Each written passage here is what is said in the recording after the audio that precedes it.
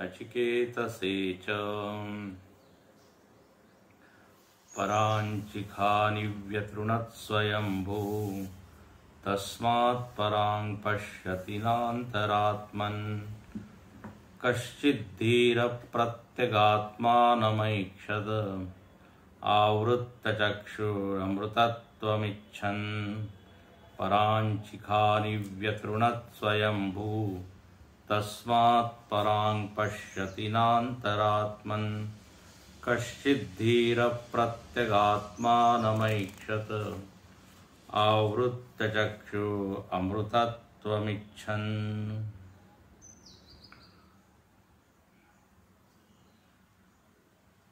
श्रुति माता यहाँ पर इंद्रियों का वर्णन प्रथम करती है और यह हम लोगों को याद कराती है, दिखाती है, निर्देशन करती है कि इंद्रियां जो है वह नैसर्गिक रूप से बहिर्मुखी है, लेकिन इसका अर्थ ये नहीं कि जगत में कोई व्यक्ति इनका नियंत्रण नहीं कर सकता, इनके ऊपर शासन नहीं कर सकता, ऐसा नहीं है। नैसर्गिक या स्वाभाविक कहने का एक ही भाव है और वो ये कि प्रयास राहित्य, प्रयत्न राहित्य, बिना प्रयत्न के वो जाती है। प्रयत्न राहित्य दिखाने के लिए उसको कहा स्वाभाविक। स्वाभाविक कहने का ये मतलब नहीं है कि जब भी इंद्रिया होगी वो हमेशा अनियंत्रित ही होगी, आज तक कोई उसके ऊपर नियंत्रण कर ही नहीं सका, ये मतलब नहीं। जैसे हम कहते हैं गुरुत्वाकर्षण का नियम है, स्वाभाविक है, तो वहां स्वाभाविक कहने का मतलब यह है कि वस्तु गिरेगी, नीचे आएगी। यहां पर स्वाभाविक कहने का मतलब है कि उसमें प्रयत्न नहीं है, लेकिन आप उसको रोक सकते हो। नैसर्गिक है इसलिए कुछ प्रयत्न करना ही नहीं और उसमें बह जाना, ये भाव नहीं है, बल्कि इसको आप ऐसा समझे कि स्वाभाविक रूप से तो इसकी यही प्रवृत्ति है, तो इसको नियंत्रित करने के लिए अधिक प्रयत्न की जरूरत है। ये श्रुति का कहने का भाव है। मतलब एक दिन अचानक आपकी इंद्रियां संयमित हो जाएगी, इस भ्रम में मत रहिए, ये कहने का अर्थ है। अब कहते हैं जो धीर लोग हैं उन लोगों ने नियंत्रण किया, इन इंद्रियों को मोड़ा, अंतर्मुखी हुए, ऐसे लोग विवेकी कहलाते हैं, जिन्होंने देखा कि इंद्रियों के अधीन होकर जीवन में कुछ भी प्राप्ति होने वाली नहीं है। अनादि काल से हम इन इंद्रियों के अधीन रहकर जीवन जी रहे हैं। मिला क्या? जरयन्ति तेजः, नचिकेता ने बोला। शक्ति क्षीण हो गई, उसके अलावा तो कोई विशेष लाभ होता हुआ दिखाई नहीं देता। तो जो इंद्रियों के इन भोगों से, विषयों से क्या हो गया? ऊब गया, मतलब बहुत हो गया। अब हमको कोई ऊंची वस्तु चाहिए, इसलिए वो अंतर्मुखी होता है, उसमें मुमुक्षा जागती है। पहले मुमुक्षा सुलगती है, पहले वो धार्मिक बनता है, भोगों की अनित्यता को पहचानता है, जानता है, लेकिन पूरी तरह वो उसको छोड़ नहीं पाता। देखो, धीर बनने की भी एक प्रक्रिया है, पहले ही दिन नहीं होता। पहले वो मंद मुमुक्षु, फिर मध्यम, फिर तीव्र, और भीतर जाने के बाद उसको रस आने लगता है। भीतर से मानो कि बुलावा आता है। हम कहते हैं ना, माता ने बुलाया है। तो ये भीतर से रस आने लगना, संयम में, एकांत में आनंद का अनुभव होने लगना, तो वो जो भीतर वाला रस है वो उसको खींचता है, और वो इंद्रियां उसकी उपराम हो जाती है, उसमें कोई उसको कष्ट नहीं होता, इंद्रियां शांत हो जाती है। उसी को लिखा आवृत्त चक्षु। आवृत्त चक्षु क्यों लिखा है, क्यों वो हुआ है? क्योंकि अमृतत्व इच्छन, उसको अंतरंग में अमृतत्व का आभास हो गया। बोले असली वाला तो इधर ही बैठा है, तो पुनः पुनः उसको अंतर्मुखी होने का मन होता है। इसलिए कबीरदास जी ने एक बड़ा अच्छा पद लिखा, नहीं हरवा हमका नहीं भाए, साई की नगरिया परम अति सुंदर, जहां कोई जावे न आवे। कबीर की वाणी अद्भुत है। बोले अब हमको ये भाता नहीं, बाहर की चीजों में अब उतना रस नहीं आता, हम ऊब गए हैं। साई की नगरिया परम अति सुंदर, बोले अंदर की जो नगरी है साई की, वो परम अति सुंदर है, बेहतर ऑप्शन है बाहर के बजाय।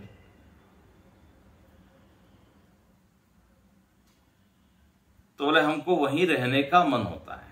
नैहरवा, इसको माइका कहा, ये जो बाहर का जगत का ना, माया से बना हुआ। बोले ये हमको अब नहीं भाता, अब बोझ सा लगता है, उबाऊ लगता है, थकान देने वाला लगता है। आज की भाषा में, सरल भाषा में कहते कोई इंटरेस्ट नहीं आता, अरुचिकर। जो मोहि राम लागते मीठे, तो नवरस शटरस अनरस वही जाते सीठे। तुलसीदास जी ने बिल्कुल बढ़िया बात लिखी, यही बात लिखी। बोले राम जी मुझको यदि मीठे लगते तो बाहर के रस फीके लगते, नव रस शट रस, अभी उसी में मेरा मन लगा हुआ है, उधर उधर ही जाने का मन करता है, मतलब अभी राम रस मिला नहीं है। ये अंतर का जो अमृत है उसका अभी स्वाद चखा नहीं है। तो साधक को जब ये भीतर का रस आने लगता है तो कहते हैं फिर आवृत्त चक्षु हो जाता है। कबीरदास जी कहते हैं, कहत कबीर सुनो भाई साधो, अपने में प्रीतम पावे। जो प्रीतम है, जिसकी पीछे हम, जिसकी चाह थी, जिसकी इच्छा थी आनंद की, वो बोले यही मिला। ये कब मिला? तो ये जरूर वो कहते हैं, बिनु सतगुरु अपनो नहीं कोई, जो यह राह बतावे। सतगुरु है जो ये राह बताता है, सतगुरु ही कहता है अरे बहुत हो गया, अब जरा डायरेक्शन आप बदली। तो नहीं हरवा हमका न भावे। ऐसा ये धीर पुरुष, यहां पर वर्णन है अमृतत्व इच्छन। ये इच्छन का मतलब होता है सातत्य है, निरंतरता है, निरंतरता बनी हुई है कि मुझको वही चाहिए वही चाहिए। इच्छा आई और गई ऐसा नहीं है। अमृतत्व इच्छा, और ऐसा अमृत उसको प्रत्यगात्मा में मिलता है। कल हमने देखा प्रत्यगात्मा का अर्थ, भाष्यकार ने आत्मा का व्युत्पत्ति से अर्थ बताया कि आत्मा कोई बाहर की चीज नहीं है। आत्मा 3 धातुओं से बनी है। तीनों का अर्थ देखें तो यही निकलता है कि वो अंतरंग चीज है। आत्मा ही व्यापक है, व्यापनोति। आत्मा ही आदत्ते, ग्रहण करने वाली है सब चीज को, और भोक्ता है। तो निर्णय यही निकला कि वो प्रत्यक है। तो ऐसे प्रत्येगात्मा को देखने के लिए अब देखिए, बाहर हम भटकते रहेंगे तो कैसे मिलेगा वो। इसलिए भाष्यकार यहां पंक्ति में लिखते हैं, कल हमने देखा था, स एव संस्कृत प्रत्यगात्मानं पश्यति। 86 पृष्ठ पर, 86 पर पहली लाइन का जो अंतिम भाग है, स एवं, इस प्रकार। इस प्रकार मतलब क्या? जिसने इंद्रियों को उपराम कर दिया, शांत कर दिया, अपने अपने गोलकों में बिठा दिया, उसी को यहां भाष्यकार कहते हैं संस्कृत व्यक्ति हो। उसने क्या किया? आत्मानं पश्यति। शास्त्र में, श्रुति में आया ऐक्षत, आत्मा को उसने देखा। यहां पर भाष्यकार देखता है, और कहते नहीं बाह्य विषय आलोचन परत्वम प्रत्यगात्म ईक्षणम च एकस्य संभवति। बोले बाहर के विषयों को भी हम देखते रहें और प्रत्यगात्मा का भी आनंद ले लें एक ही साथ, एक ही क्षण में, ये संभव नहीं है। आप पुस्तक भी पढ़ना चाहे और टीवी भी देखना चाहे, ये कैसे होगा? गाड़ी भी चलाना चाहे और ध्यान भी करना चाहे, आंख बंद कर ध्यान कर रहे हैं और गाड़ी भी चला रहे हैं। लोग क्या बोलेंगे? अरे ध्यान करो, रास्ते का ध्यान करो, गाड़ी का ध्यान करो, अभी आत्मा का ध्यान करने का समय नहीं है। अभी हम बाहर की यात्रा कर रहे हैं, एक ही साथ बाहर की यात्रा और अंतर यात्रा दोनों करने जाएगा तो फिर तीसरी ही यात्रा निकलेगी उस व्यक्ति। इसलिए दोनों एक साथ संभव नहीं है। तो आवृत्त चक्षु उसको होना ही पड़ेगा, वो हो जाता है। किमर्थम पुनः इत्थम महता प्रयासेन। बोले वो किस प्रकार से आत्मा को देख ले पाता है, क्यों देखता है? किमर्थम, क्यों देखता है? और ये इंद्रियों की जो स्वाभाविक प्रवृत्ति है भागने की, उसको वो कैसे रोक पाता है? आखिर उसमें क्या कोई विशेष, कोई जादू है उसके पास, क्या है? किमर्थम, क्यों करता है वो? पुनः इत्थम महता प्रयासेन, बहुत प्रयास से, स्वभाव प्रवृत्ति निरोधम कृत्वा। देखो, जो स्वाभाविक प्रवृत्ति है उसका निरोध करके, उसको रोक करके, वो प्रत्यगात्मा को क्यों देखता है? यहां ऐसा प्रश्न है। क्यों न वो बह जाए इंद्रियों के व्यवहार के साथ, इंद्रियों की मांग को क्यों न वो पूरा करे? ऐसा क्यों नहीं करता? तो बोले क्योंकि वो धीर है। और धीर का अर्थ क्या है? बोले जो जिसने विवेक किया है और विवेक से ये बात उसको स्पष्ट हो गई है कि भीतर का जो आनंद है, स्व का आनंद, संयम का जो आनंद है, वो कई गुना ज्यादा है भोग के आनंद से। इसलिए वो आवृत्त चक्षु हुआ है। उसको अंतरंग आनंद का रस मिलने लगा तो संयम जो है वो स्वाभाविक हो गया। एक बात ध्यान रखिए, यदि हमको रस आने लग जाए तो फिर बाह्य प्रेरणा की जरूरत नहीं है, उपदेश की जरूरत नहीं है, डंडे की जरूरत नहीं है।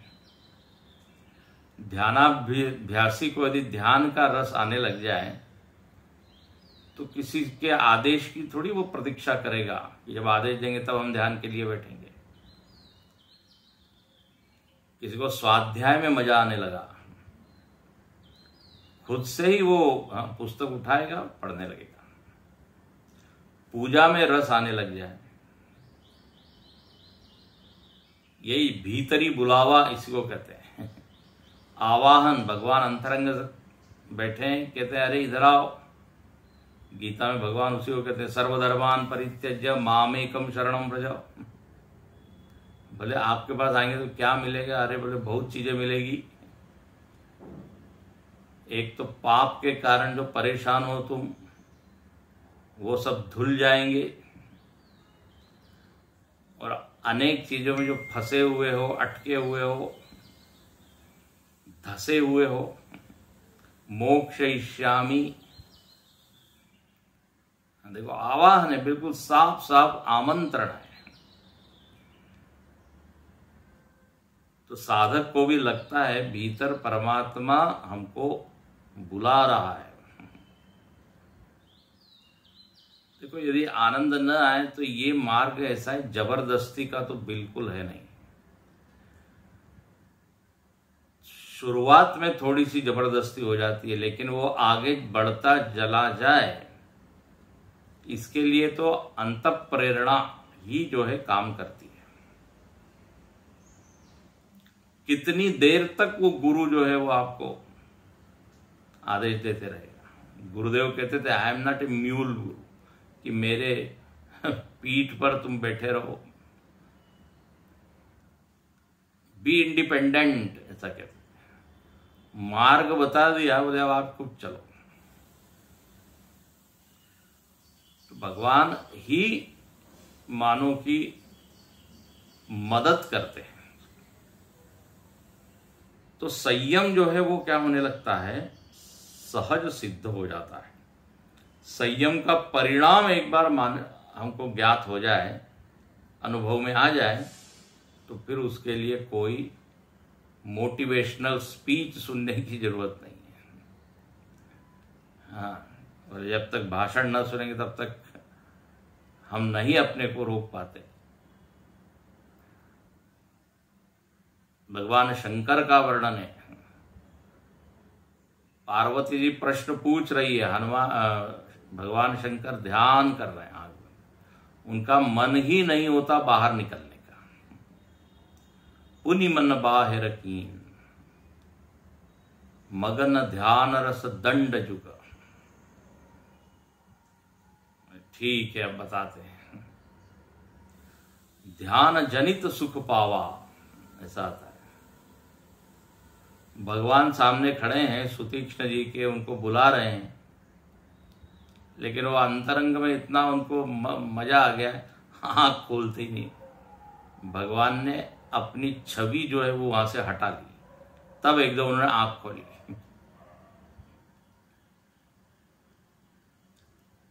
तो ये है धीर पुरुष का क्या जीवन।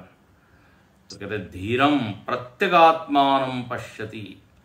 तो महता प्रयासेन, पहले वो जूझता है, पहले संघर्ष करता है, लेकिन फिर वो शांत हो जाता है। जैसे पशु को कंट्रोल करना है तो पहले हम लोगों को बड़ा प्रयत्न करना पड़ता है, लेकिन एक बार उस पशु को उस मालिक का आनंद मिलने लगता है ना, उसका प्रेम, हाँ, उसके पीठ के ऊपर हाथ फैलाता है, भोजन ठीक टाइम पे देता है, तो वो फिर पशु बिल्कुल, उसको रस आ गया ना, अब इधर उधर नहीं भागता। ऐसा ये मनीराम है। तो इंद्रियां हैं, मन है, और यहां लिखते हैं अमृतत्वम अमरण धर्मत्वम नित्य स्वभावताम इच्छन आत्मन इत्यर्थ। इच्छन, अब इसकी निरंतर इच्छा यही बनी है कि हम इस तत्व में ही बने रहे। हाँ, क्योंकि यहां वाला जो रस है वो कैसा है, अमरण धर्मत्व, मरण धर्मत्व नहीं है, मरने वाला, जाने वाला, टूटने वाला, वियोग होने वाला, ऐसा नहीं है। तो जब ऑप्शन आपके पास उपलब्ध है तो क्यों ना आप बेहतर ऑप्शन को लें। तो अमृतत्वम इच्छा, तो ऐसा यहां धीर पुरुष का पूरा बढ़िया से वर्णन किया। आवृत्त चक्षु हो गया, संयम हो गया, और एक साधक भी यदि अपने जीवन को देखे तो उसको भी इसकी झलक दिखती है। एक बार ध्यान, संयम, स्वाध्याय, सेवा, पूजा, इसका यदि एक रस आने लग जाए तो जिस दिन ये नहीं होगा ना, उस दिन उसको बड़ा अटपट लगता है। आप अपने जीवन में ये अनुभव करके देख सकते हैं।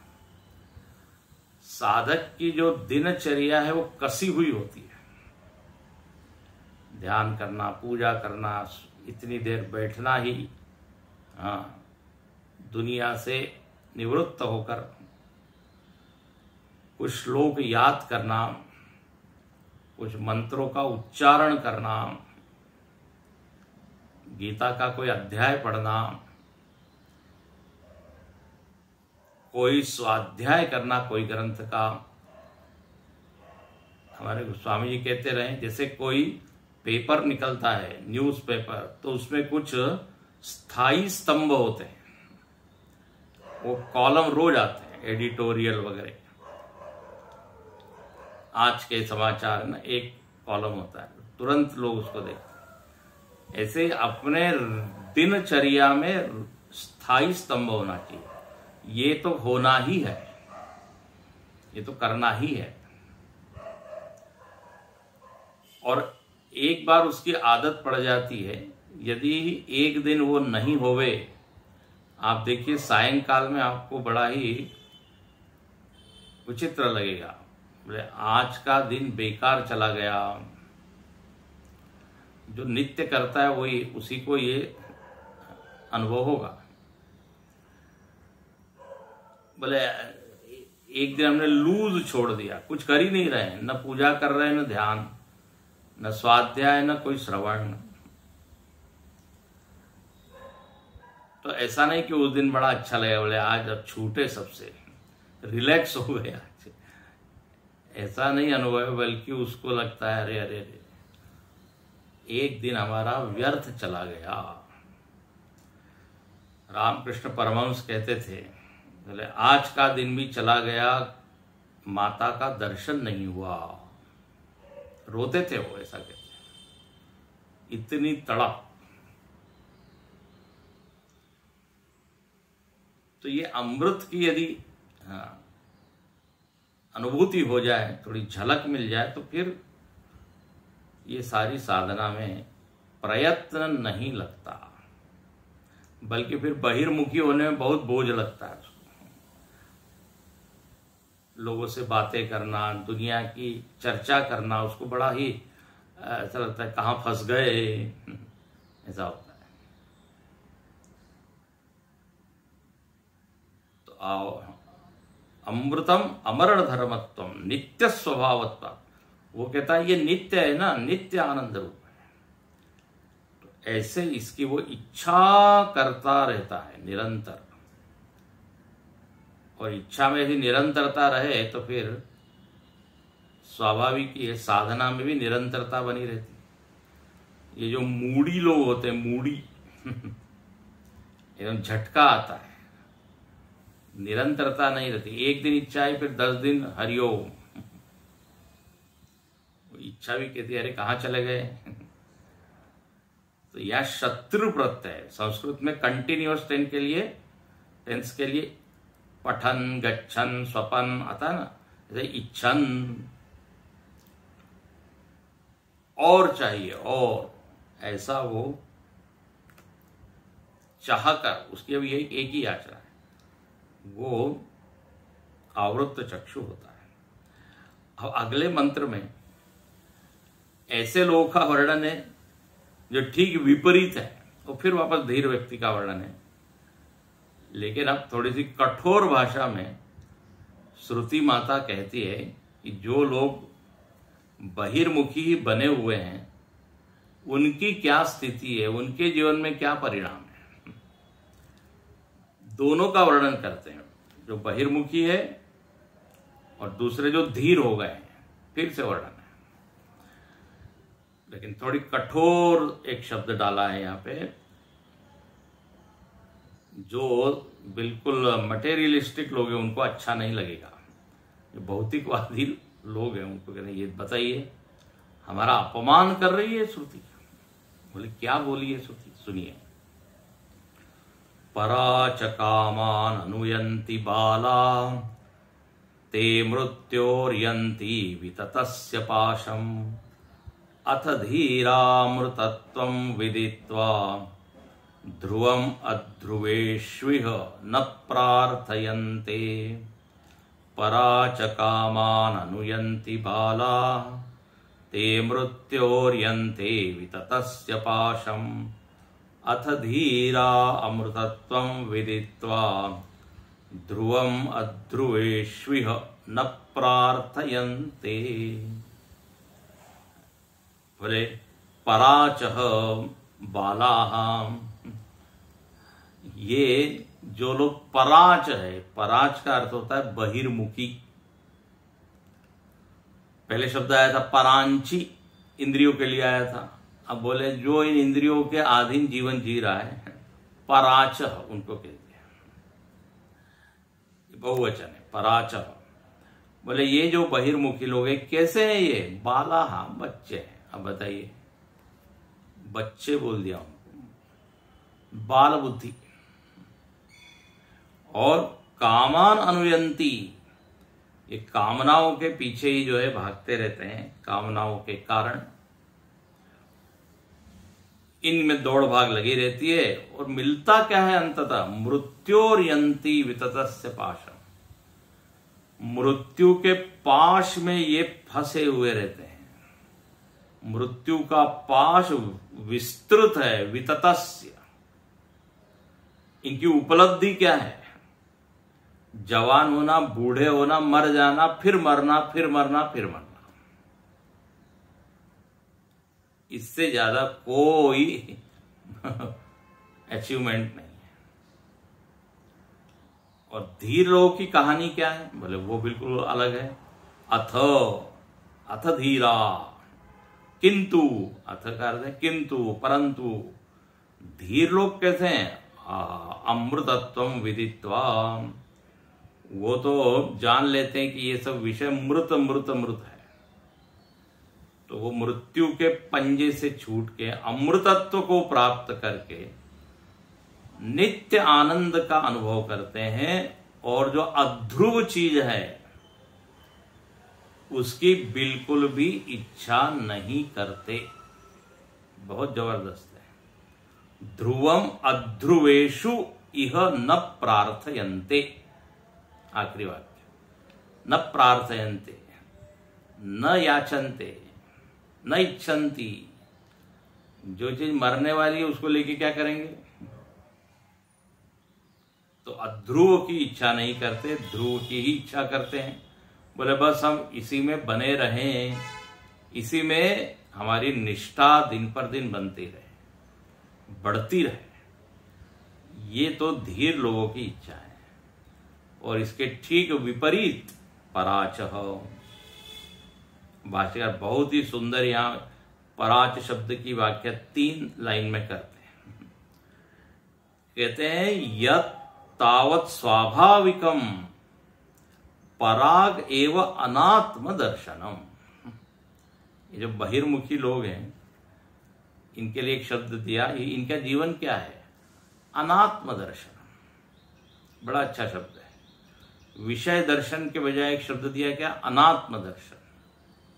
नहीं तो विषय दर्शन भी बोल सकते थे, जगत दर्शन भी बोल सकते थे, लेकिन अनात्म दर्शन, आत्मदर्शन ये नहीं करते। बोले क्यों नहीं करते भाई? आत्मा के विपरीत जो अनात्मा चीजें, उन्हीं को देखते रहते हैं। दर्शन मतलब क्या है? उन्हीं में वो रस लेते रहते हैं। बोले क्यों? बोले तदात्म दर्शनस्य प्रतिबंध कारणम अविद्या। आत्मदर्शन में जो प्रतिबंधक है उसका नाम है अविद्या। वो अविद्या बड़े बढ़िया से इनके भीतर बैठी रहती है। और ये अविद्या क्या है? तत्प्रतिकूलत्वात् याच पराक्षु एव। बोले ये अविद्या बिल्कुल उल्टा काम करती है, प्रतिकूल है, आत्मदर्शन को करने नहीं देती, आत्मदर्शन के अनुकूल नहीं है, प्रतिकूल, मदद नहीं करती, सहायता नहीं करती, बल्कि उसमें बाधा बनती है। क्यों बाधा बनती है? बोले यदि आत्मदर्शन यदि हो गया तो फिर हमारा क्या होगा? हमारा तो नाश, हमको तो जाना पड़ेगा, विदाई हो जाएगी, विदाई समारोह आयोजित होगा फिर। तो अविद्या की जान तब तक बची है जब तक आत्मदर्शन हुआ नहीं। तो अविद्या अपने स्वार्थ के लिए क्या करती है? आत्मदर्शन करने नहीं देती साधक को, और परोक्ष चीजों में ही जो है, परोक्ष क्या सॉरी बाहर की चीजों में ही वो उसको फंसा के रखती है। तो जब तक अविद्या है तब तक व्यक्ति पराच बना रहता है। देखो आगे आप बड़ा अच्छा लिखते हैं। यह अविद्या क्या करती है, इसका यहां वर्णन है। अविद्या महारानी का क्या खेल चलता है? तो बोले पराक्षु एव अविद्या उपदर्शितेषु दृष्टा दृष्टेषु भोगेषु तृष्णा। ये अविद्या के कारण व्यक्ति के हृदय में तृष्णा बनी रहती है। तृष्णा मतलब थर्स्ट, प्यास। किसकी बनी रहती है प्यास? तो बोले भोगेशु, भोगों की। अच्छा, और ये भोग कितने प्रकार के हैं? तो बोले 2 प्रकार के, दृष्ट अदृष्टेशु, दृष्ट और अदृष्ट। और इसके पहले का शब्द है अविद्या उपदर्शितेषु। बहुत अच्छा शब्द है। अविद्या जो है प्रस्तुत करती है, उपदर्शित दिखाती है। बोले आइए आइए साधक महाराज, हम आपको 2 बढ़िया वाले भोग दिखाते हैं, आप इसको एंजॉय कीजिए। उपदर्शितेषु, उसको इसको तो प्रस्तुत करना, दिखाना, आमंत्रित करना। बोले आइए आइए, जैसे दुकान में है ना, लोग बोलते आइए आइए ये वस्तुएं खरीदिए। ऐसे ये अविद्या 2 चीजों को दिखाती है, दृष्ट और अदृष्ट। 2 तरह के भोग होते हैं। इसका अर्थ क्या है? दृष्ट मतलब एक तो इस लोक के, इहलोक, और अदृष्ट मतलब क्या? परलोक। ये बिल्कुल शास्त्रीय अर्थ है, टेक्निकल। अदृष्ट मतलब स्वर्ग आदि, जो बहुत सारे, जहां पर भोग ही भोग है, भोगों की प्रचुरता है, विविधता है, और ऐसे भोग है जो कभी शांत नहीं होते, मतलब समाप्त नहीं होते। तो ये अविद्या बताती है वहां जाओ वहां जाओ। तो अदृष्ट। अच्छा, अदृष्ट का एक दूसरा अर्थ क्या है? जिसको आपने देखा नहीं है, सुन सुन के, ध्यान से सुनना, सुन सुन के कामना उत्पन्न होती है, तो उसको बोलेंगे अदृष्ट भोग की कामना। महिमा सुनाते हैं लोग, अरे बोले वो आपने खाया है क्या, वो देखा है क्या, वहां गए हैं क्या? इसी लोक में है, परलोक की बात छोड़िए। जाना चाहिए वहां जरूर, आपको बहुत मजा आएगा, वो खाना चाहिए, वो देखना चाहिए। ये अदृष्ट, सुन सुनकर। इसलिए महर्षि पतंजलि जी ने अपने सूत्र में लिखा दृष्टानुश्रविक। दृष्ट मतलब प्रत्यक्ष दिखने वाले, अदृष्ट को लिखते हैं आनुश्रविक। आनुश्रविक शब्द लिखा उन्होंने, मतलब जिसको हम केवल सुनते हैं, अभी हमने देखा नहीं है। तो अविद्या दोनों भोगों में उलझा कर रखती है, दोनों भोगों की प्यास को बढ़ाती है। तो बड़ा अच्छा लिखा है, पराक्षु एव अविद्या उपदर्शितेषु दृष्टादृष्टेषु भोगेषु तृष्णा ताभ्याम अविद्या तृष्णाभ्याम प्रतिबद्ध आत्मदर्शनाः पराचः। देखो यहां तक हुआ, ये पराच लोगों की ये कहानी है। अविद्या और अविद्याजन्य तृष्णा, अविद्या से उत्पन्न तृष्णा, इन दोनों के कारण आत्मदर्शन प्रतिबद्ध हो जाता है। प्रतिबद्ध या प्रतिबद्ध मतलब जो प्रतिबंधन पैदा करे। प्रतिबद्ध मतलब कटिबद्ध के अर्थ में नहीं है। हम देश की सेवा के लिए हम प्रतिबद्ध है, वो बिल्कुल अर्थ या नहीं है। अर्थ या ये है कि अविद्या ने दृष्ट अदृष्ट भोगों में इच्छा उत्पन्न कर दी, बस अब उन इच्छाओं को पूर्ण करने में ये लोग बस बिजी हो जाते हैं। क्या सुंदर वर्णन है। और बोले आत्मदर्शन में बहुत बड़ा ये क्या है, अड़चन है, बाधा है। पराच, ऐसे लोगों का जीवन जिनका है उनको कहते पराच, बहिर्मुखी, पूरी तरह बहिर्मुखी।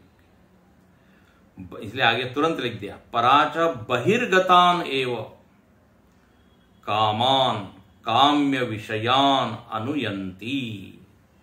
कामान शब्द श्रुति का है। ये बहिर्मुखी जीवन में क्या होता है, कामनाओं के पीछे पीछे लोग भागते रहते हैं। तो कामान का अर्थ भाष्यकार ने किया काम्य विषयान। देखो काम शब्द का अर्थ होता है इच्छा, कामान इच्छाओं को। अब इच्छा का कोई ना कोई विषय होना चाहिए। इच्छा के पीछे हम भागते नहीं, हम विषयों के पीछे भागते हैं। जिन विषयों की इच्छा होती है उन विषयों के पीछे भागते हैं। इसलिए कामान शब्द का अर्थ क्या है, काम्य विषयान। इच्छा के थोड़ी भागते हैं, इच्छा तो केवल आपको एक प्रेरित करती है, भागो चलो। तो विषयान अनुयंती अनुगच्छन्ति, जीवन भर ये चलती रहती है, समाप्त नहीं होती। अंतिम क्षण में भी फिर लोग पूछते हैं क्या इच्छा है, हम पूरी कर देंगे हम, नहीं तो फिर आपको आना पड़ेगा। तो अनुयंती अनुगच्छन्ति। अच्छा, ऐसे लोग कौन है? अब आइए, बालाहा ते, बाला वो बालक है। बालक मतलब क्या है, अल्प प्रज्ञा, न कि अल्पवया। अल्प प्रज्ञा, जिनकी आयु अल्प नहीं है, छोटी नहीं है, प्रज्ञा विकसित नहीं हुई है। अब ये जो लोग हैं, ये बड़े बड़े लोग हैं ना समाज में, ये जिनकी प्रतिष्ठा हो सकती है, इनका सम्मान हो सकता है, ऐसे सम्मानित व्यक्ति भी अध्यात्म की दृष्टि से, श्रुति के दृष्टि से अभी केजी क्लास में पढ़ रहे हैं, प्राइमरी। यदि अभी भी विषयों के पीछे ही भाग रहे हैं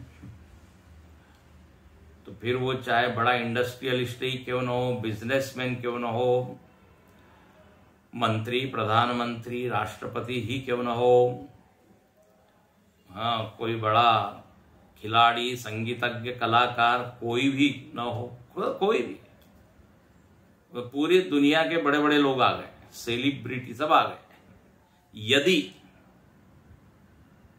यदि अभी ये प्रज्ञा बनी हुई है कि सुख जो है विषयों में ही है, और ये हम और आप नहीं कह रहे, हम और आप नहीं कह सकते किसी को।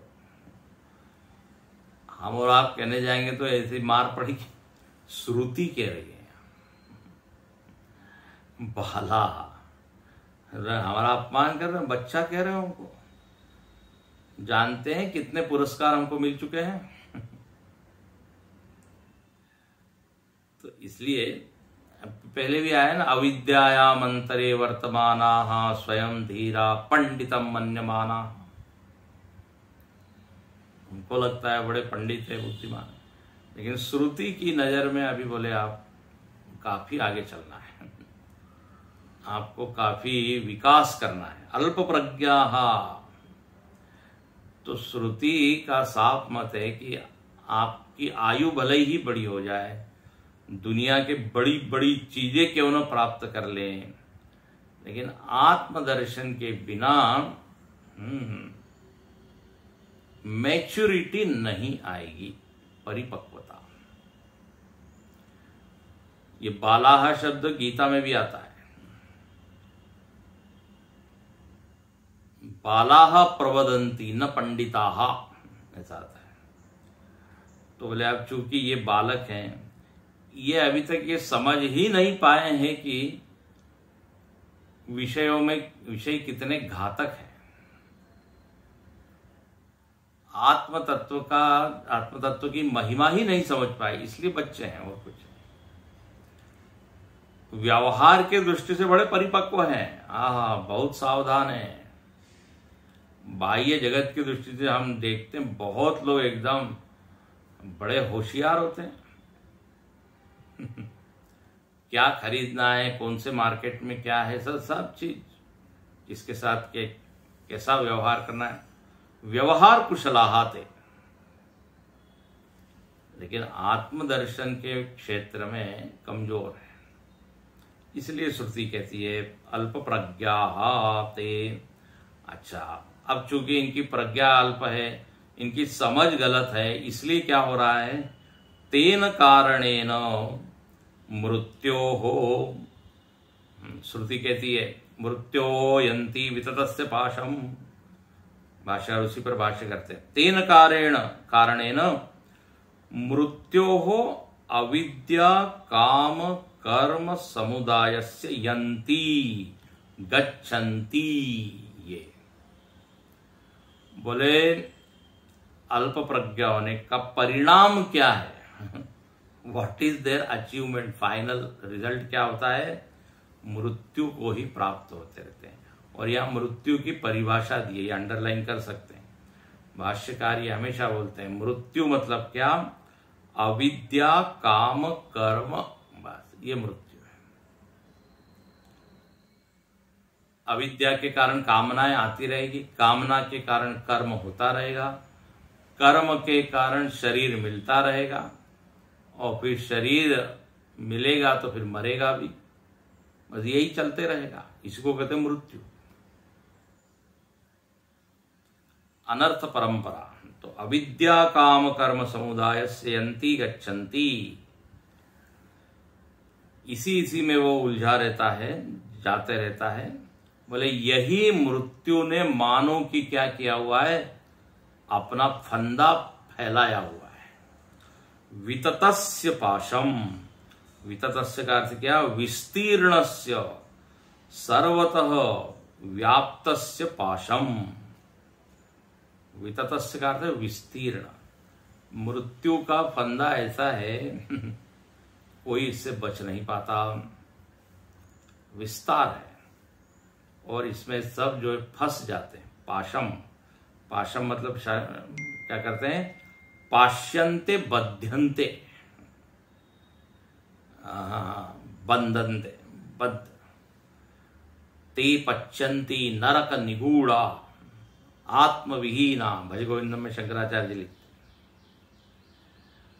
तो बोले पाश मतलब फंदा होता है ना, फंदा क्या काम करता है, रस्सी क्या काम करती है, बांधती है। तो ये मृत्यु जो है इसने अपना पूरा जाल बिछाया हुआ है। अविद्या, काम, कर्म, यही मानो उसके क्या है, सेवक लोग हैं। और ये न तम पाशम, वो पाश का क्या स्वरूप है, बांधता है। मतलब क्या, तो यहां भाष्य बड़ा अच्छा लिखते हैं, पाशम देहेन्द्रियादि संयोग वियोग लक्षणम। बस देह इंद्रिय का संयोग होता है, वियोग होता है, यही चलते रहता है। कर्म किया, कर्म का फल विविध प्रकार के देह, और ये देह आते जाते हैं, आते जाते हैं, बस यही पाश है। अलग अलग देह की यात्रा चलती रहती है। भले ही हम कहते हैं अंतिम यात्रा जा रही है, अंतिम यात्रा कई बार निकल चुकी है। अंत यात्रा, अंतिम यात्रा, इसलिए अन्य उपनिषद में आया ना, इसी उपनिषद में आया आगे, मृत्यो से मृत्युम गच्छति, एक मृत्यु से दूसरी मृत्यु। तो देह और इंद्रियों का संयोग हुआ, कर्म जब प्रारब्ध उसका पूरा हो गया तो वियोग हो गया, फिर जो कर्म परिपक्व हो गए फिर एक नया शरीर मिला, संयोग हुआ, संयोग वियोग, संयोग वियोग, इसी को कहते हैं जन्म मरण। ये चलते रहता है। और यहां लिखते हैं, निचोड़ निकालते हैं, वाक्यार्थ इस पूरे इसका, कि अनवरत जन्म मरण जरा रोगादि अनेक अनर्थ व्रातम प्रतिपद्यन्ते इत्यर्थ। ये अर्थ निकला।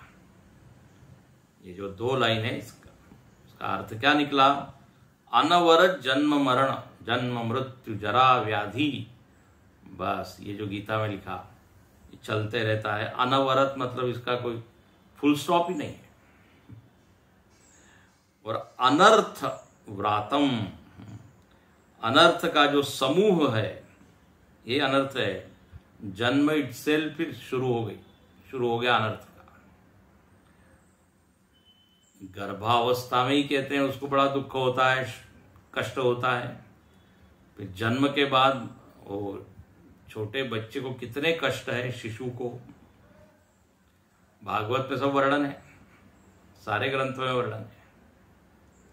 उसको कीड़े काट रहे हैं, कुछ तो भूख लग रही है, कुछ बता नहीं सकता, बिल्कुल असहाय होता है। हम भले ही कहते रहते सो क्यूट, लेकिन बेचारा वो म्यूट होता है, can't speak anything, can't utter anything. शैशवावस्था के अपने दुख है, फिर बाल अवस्था के अपने दुख है, बाल्यावस्था थोड़ा बड़ा हो गया दुख, सबसे बड़ा दुख तो स्कूल जाना है। स्कूल का नाम लेते ही अश्रुधारा बहती, हाथ पैर पटकता है, नहीं जाएंगे। तो बाल्यावस्था के अपने कुछ प्रॉब्लम थे, फिर किशोर अवस्था के, युवा अवस्था के, विवाह हो जाने के बाद फिर तो क्या बताएं। फिर जॉब, नौकरी, ऑफिस, उसमें अलग समस्या है। तो काफी चीजें हैं हाँ जो हमको कष्ट देती रहती है। अनर्थ व्रात एक समूह ही है, इसलिए यहां पर वर्णन है कि जो विवेकी व्यक्ति है वो जरा सोचने को मजबूर होता है कि क्या यही जीवन सार्थक जीवन है, क्या ये कोई जीना है। फिर थोड़ा सा वो अध्यात्म की ओर, धर्म की ओर जरा झुकता है। और इसलिए यहां तक तो कहानी हो गई ये बाला बच्चों की। हम जो बड़े लोग हैं, वास्तव में जो परिपक्व हैं, उनका वर्णन है। अथ धीरा अमृतत्वम विदित्वा, इसलिए भाष्यकार कहते हैं यतः एवं अथ, चूंकि ये इस तरह का जीवन है जो कि कोई बहुत ज्यादा आनंददायी नहीं है, ऐसा जीवन देखने के पश्चात उसके भीतर एक विवेक जागता है और वो बनता है फिर विवेकी। Since situation is like this, serious है सिचुएशन, यत एवं अथ, इसलिए वो अब क्या बनता है, ज्ञानी। और उसका वर्णन फिर अगले पंक्ति में है। धन्याष्टकम में शंकराचार्य ने ऐसा ही वर्णन किया, बिल्कुल यही बात कही। बोले बड़ा अच्छा श्लोक है धन्याष्टकम में, 8 श्लोकों में उन्होंने ये धीर लोगों का वर्णन किया है। ते धन्याहा ते धन्याहा, एक श्लोक में उद्धृत कर देता हूं क्योंकि यहां संदर्भ बिल्कुल यही है। अज्ञान पंक परिमग्न अपेत सारम दुःखालयम मरण जन्म जरावसक्तम संसार बंधनमानित्यमवेक्ष धन्या ज्ञानासिना तदवशीर्य विनिश्चयन्ति। बोले अज्ञान रूपी कीचड़ में जो लोग सने हुए हैं, ऐसा है। अज्ञान पंक परिमग्न, क्या भारी शब्द है। अज्ञान रूपी गंदगी में, पंक कीचड़ में, परिमग्न पूरी तरह मगन है, और अपेत सारम, जहां कोई सार है नहीं, नो एसेंस, एसेंसलेस ही जगह। दुखालयम, दुख का आलय है, और जो यहां भी लिखा बिल्कुल वही लिखा है, मरण जन्म जरावसक्तम, इन्हीं चीजों में वो आसक्त रहता है और दुख पाता है। तो जो धन्य लोग हैं वो ऐसा देख कर, अवेक्ष देखकर, संसार की अनित्यता दुख रूपता को देखकर अलग हो जाते हैं, अंतर्मुखी होते हैं, आवृत्त चक्षु होते हैं, और ऐसे लोग धन्य हैं। धन्या ज्ञानासिना, ज्ञान रूपी तलवार से इस संसार को काटने का प्रयत्न करते हैं, निश्चय कर लेते हैं, बोले इससे हमको निकलना है। धन्या, और लिखते हैं कि ऐसे लोग तो धीर है, विवेकी है। शेषास्तु भ्रम निलये परिभ्रमंत हो, धीर पुरुष के अलावा जो लोग हैं वो केवल भ्रम निलय, ये संसार को कह दिया भ्रम निलय, भ्रम के इस आश्रय में, इस घर में घूमते रहते हैं, परिभ्रमंत, भटकते रहते हैं। तो इसलिए श्रुति माता थोड़ा आग्रह करती है कि ठीक है, अब जो गया सो गया जीवन, कम से कम अब तो हम थोड़ा सा जागे, अब तो अपना बचपना छोड़े, ये कहती है। इस तरह आप कल देखेंगे अथ धीरा, ये धीर लोग कैसे हैं।